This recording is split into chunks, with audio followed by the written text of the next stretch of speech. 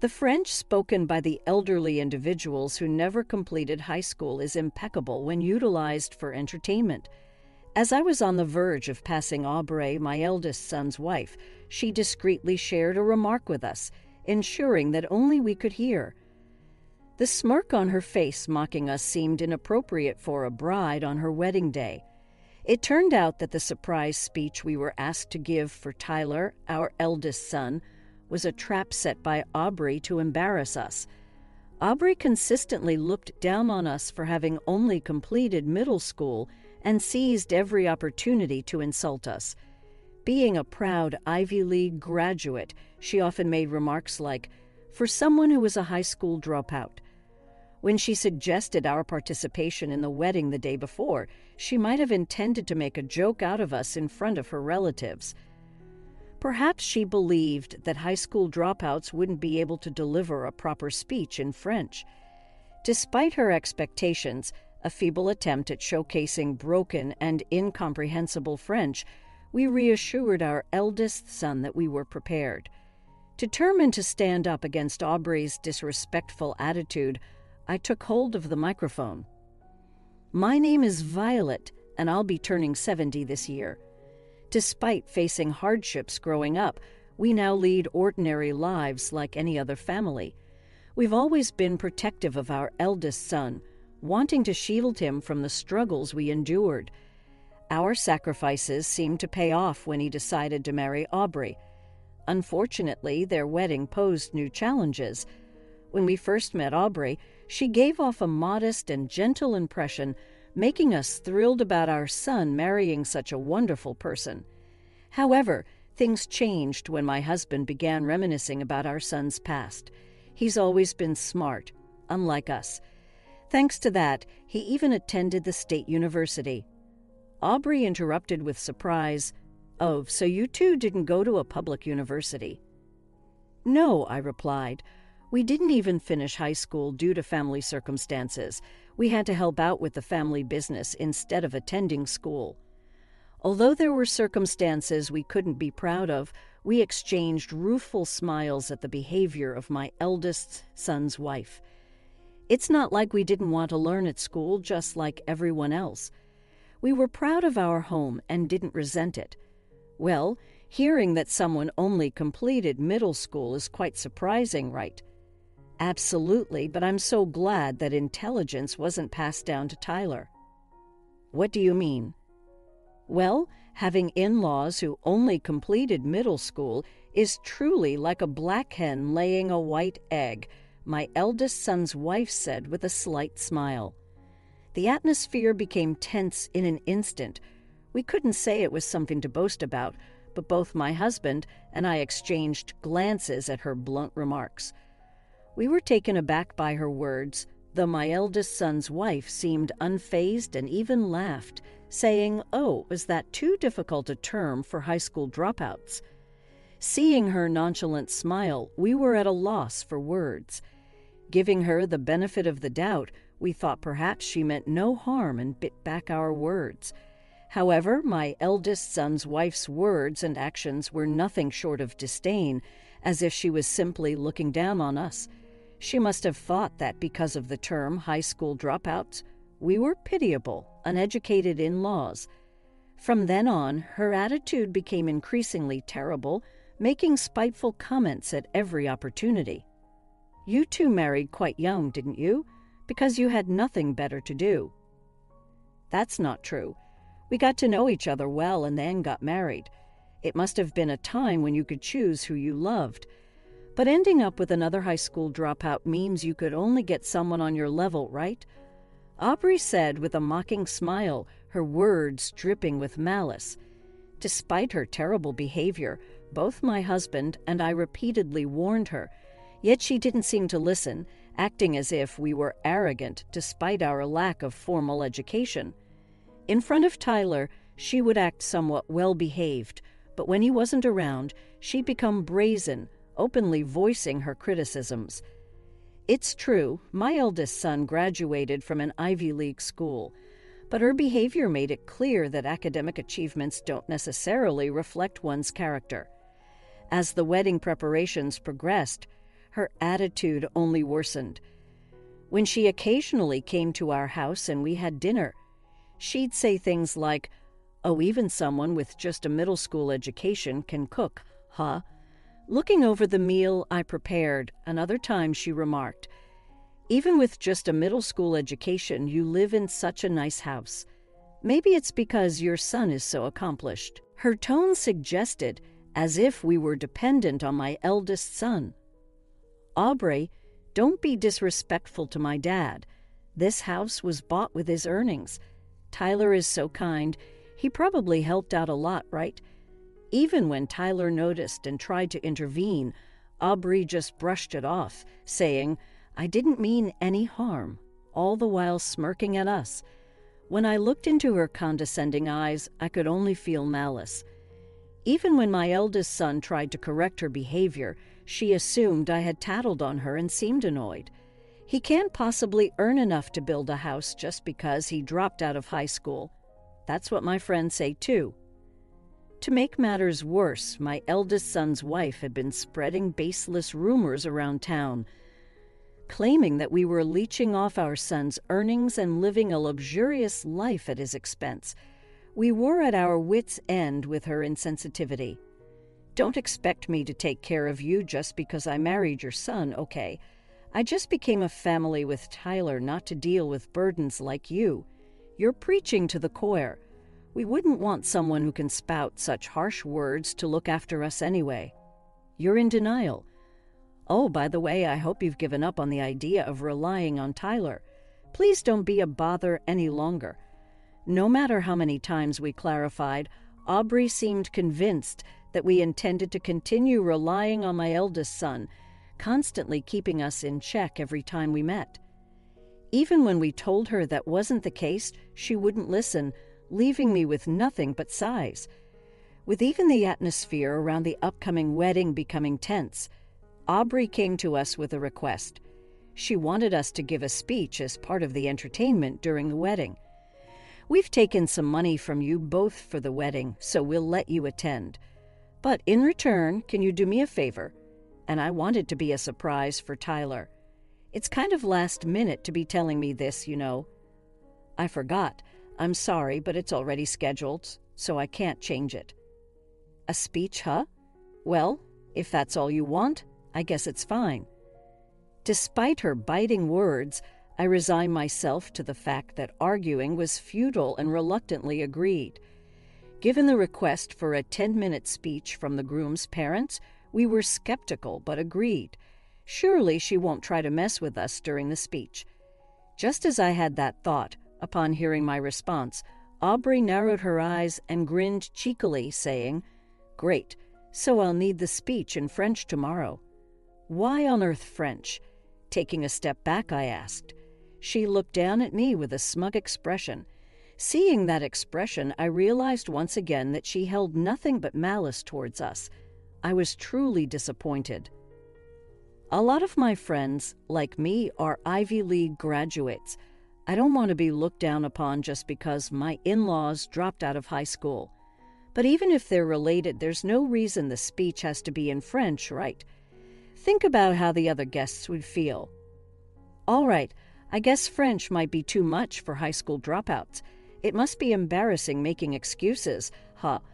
With her constant sarcasm and forceful attitude, she left us with a warning to keep our promise and walked away. I glanced at my husband with a troubled look, and he just shook his head in silence. While we were pondering our next move, a call came from Tyler. "Mom, are you okay? Is everything all right?" "Yes, everything's fine. What's up?" "I heard from Aubrey that you guys are going to help make the wedding special. I was worried she might have caused more trouble for you." He sounded apologetic as he said that. It seemed he had called us out of concern for Aubrey's excessive behavior. I wonder if choosing Aubrey as my life partner was a mistake. I never thought someone could change so much just because of their educational background. My eldest son voiced such doubts. I couldn't bear to see my beloved son, who never boasted about his education and grew up to be such a kind-hearted individual, worry any further. My husband and I exchanged a knowing glance and nodded in agreement. "We're fine, honey. Don't worry about a thing. Just look forward to the wedding," we reassured him. With that, we began preparing our speech, determined to show Aubrey what we were made of. We headed to the wedding venue the following day. On the wedding day, everything seemed to be going smoothly, except for the occasional glances and sneers from Aubrey's friends seated at her side. Even when we ran into them in the corridor, they purposely bumped into my shoulder without even a simple greeting. Without apologizing, they moved on, wearing scornful smiles, which made me think they'd probably been hearing things about us from Aubrey. "Are you okay, Violet?" "Yes, I'm fine." I could guess what they've been told, but even then, these were very rude individuals. For being first-time acquaintances, their very character was questionable. If I was considered the bad apple in the lot, they surely were no better. I straightened my posture and sighed deeply, waiting for the right moment to fight back. Now we have a surprise speech from the groom's parents. At the lively announcement, my husband and I looked up. My eldest son looked shocked, while beside him, Aubrey sneered at us with a smirk that seemed entirely out of place for a bride. The French of old folks who dropped out of high school is perfect for entertainment, my eldest son's wife whispered, just loud enough for us to hear as we passed by.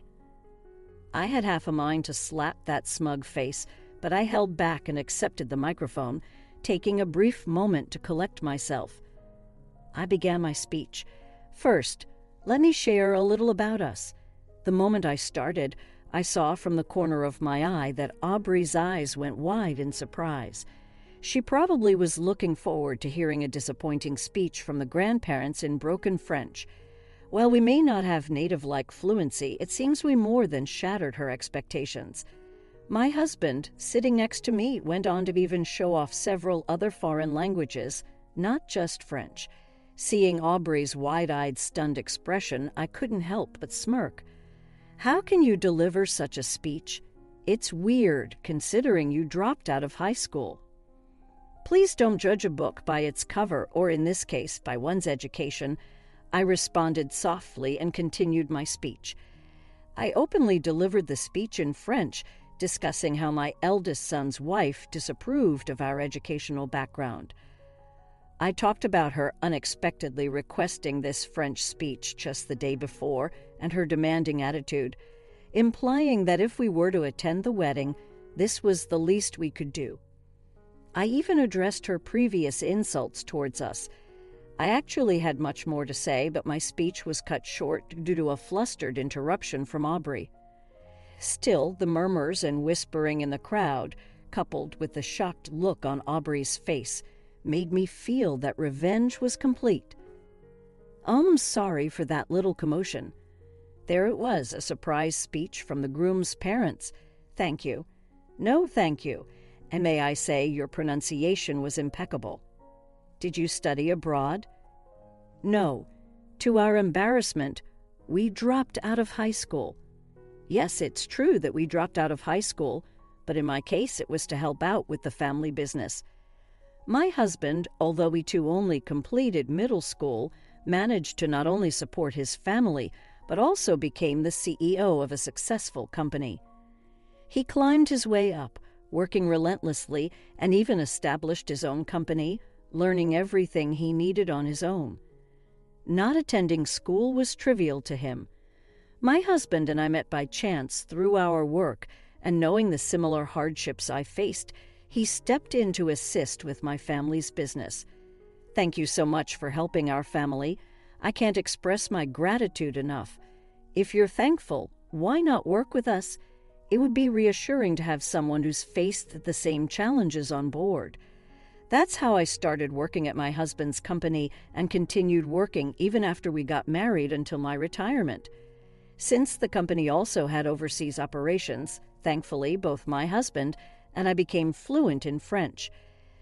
I finished off by saying to Aubrey with a smile, it was the bride who asked us to deliver this speech in French at this wonderful venue.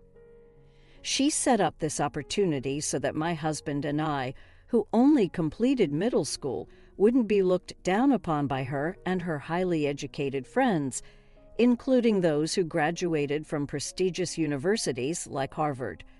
From her reaction, even though she requested the speech in French, she probably couldn't fully understand it.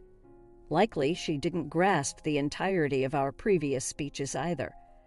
Her earlier outbursts seemed to stem from her disdain for seeing us speak French fluently. As I waved cheerfully, Aubrey waved back timidly. Her usual sarcastic remarks were gone, and she remained silent and looked down for the rest of the event. The guests from my eldest son's wife's side seemed to have understood the speech much better than she did. Their smiles from moments ago instantly faded. Aubrey's parents appeared just as distressed, and the festive mood quickly shifted. After the ceremony, they rushed over to us, informing us about their professional ties with my husband's company. As we were about to leave the venue, they stopped us while forcefully making my eldest son's wife, who was still in her beautiful dress, apologize. They too apologized profusely. We desperately tried to calm them down. My daughter behaved very awful, and we are truly sorry. It's okay. Even in family, everyone's different. I had no idea. I did not see that coming. Well, I bet you never really listened to what I said. You were so proud, saying a black hen lays a white egg. When I revealed what happened in front of her parents, they both turned beet red and glared at their daughter. The complexion of my eldest son's wife worsened even more. We'll make sure she reflects on her actions. We'll discipline her properly to ensure this doesn't happen again.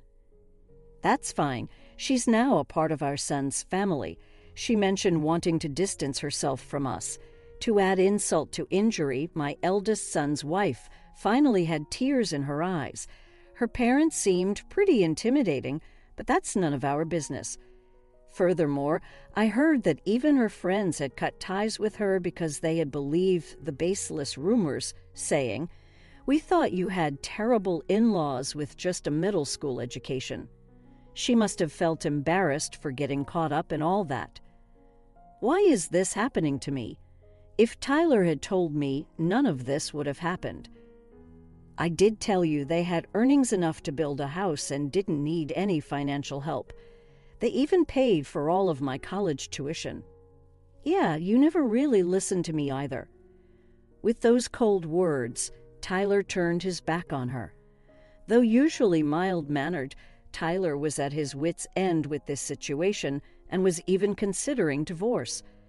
Abandoned by her relatives, friends, and even by my eldest son, Aubrey found herself completely isolated. A few days after the ceremony, though seriously contemplating divorce, it seemed like they were still trying to work things out in their marriage. Abandoned by my eldest son, Aubrey seemed to work tirelessly, as if she had transformed into another person. "Violet, can we please let bygones be bygones and get along again?" I don't recall us ever getting along in the first place. She seemed to be acting remorseful in front of Tyler, but toward us, she often came up close, pretending to apologize. Unfortunately, I'm the type to hold a grudge, so I pretended not to notice her intentions of trying to mend her relationship with my eldest son and our family, and I kept my distance. Who do you think was suggesting we should cut ties? Oh, come on, quit playing dumb and just help me out, will you? Always nagging. You're the most spiteful person. Why, thank you. You're trying to make a spectacle out of an old couple's French skills was quite a move as well. Not liking my retort, a frustrated Aubrey glared at me with her unapologetic attitude. Our relationship might indeed be severed soon. Even if it put her in a difficult position, I wondered where her high pride came from. She seemed to look down on us and was reluctant to reflect on her actions. Recently, a relative who had recorded the wedding sent us the footage. When it got to my speech, we clearly saw the surprised face of the bride and burst out laughing. You know, school isn't the only place to learn. Maybe I should try learning something new. Why not? Maybe I'll join you. We decided to head to a bookstore together to look for some study materials.